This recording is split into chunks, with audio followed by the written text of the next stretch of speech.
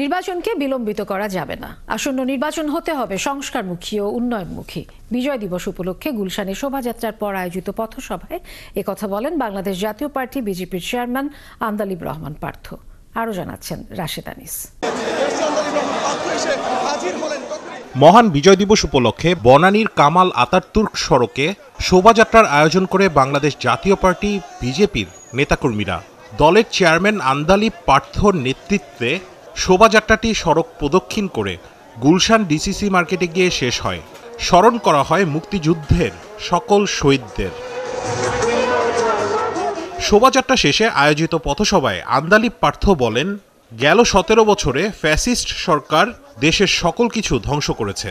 গত 17 বছর ফ্যাসিস্ট সরকার আমাদের ধ্বংস করে দিয়েছে। যেই পরিমাণ লুট, গুম, খুন করেছে, তার সাথে ভীতির রাজ্য কায়েম করেছে।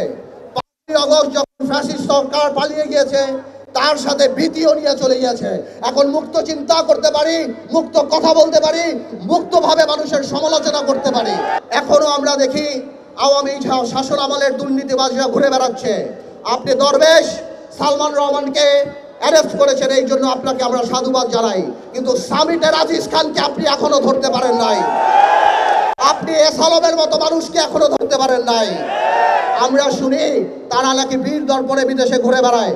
আপনি এখানে আসছেন, সারা বাংলাদেশে, সারা পৃথিবীতে 8-10টা মানুষ থাকলেও আপনার প্রোফাইল সবচেয়ে বড়। আপনি সেটা ব্যবহার করেন, তাদেরকে দেশে নিয়ে আসেন। বাংলাদেশের মানুষ দেখতে চায় এই অর্থনৈতিক রাষ্ট্রদ্রোহিতা যাদের, তাদের বাংলাদেশের মাটিতে ফাঁসি হচ্ছে। তিনি বলেন, জাতীয় নির্বাচন বিলম্বিত করা যাবে না।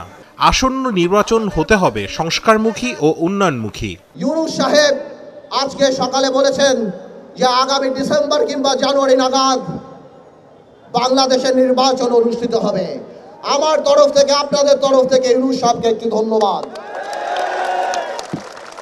তবে কিছু কথা খোলাখুলি বলে দিতে চাই ইউনূস সাহেব আপনাকে এবং আপনার সরকারকে।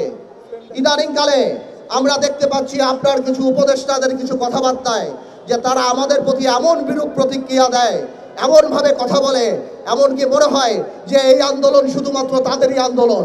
আমার ভাইয়েরা, তোমরা আমার যে বয়সে ছোট, আমি তুমি করেই বলি, সরকার নামানো আর সরকার চালানো এক কথা না।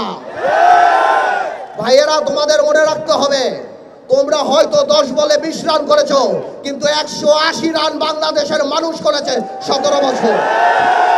তোমাদের এই অশ্রদ্ধা, তোমাদের এই কথা বলার ধরন দেখে আমাদের মনে হয় যে তোমাদের মধ্যে ইচ্ছা, আশা, আকাঙ্ক্ষা জেগেছে যে তোমরা নির্বাচনে করে এই সরকারে থাকবা। আমার কোনো অসুবিধা নাই, তোমরা দল করো, তোমরা নির্বাচন করো, কিন্তু কোন দলকে ক্ষমতায় আনার জন্য নির্বাচনকে কোনোভাবে বিলম্বিত করা যাবে না।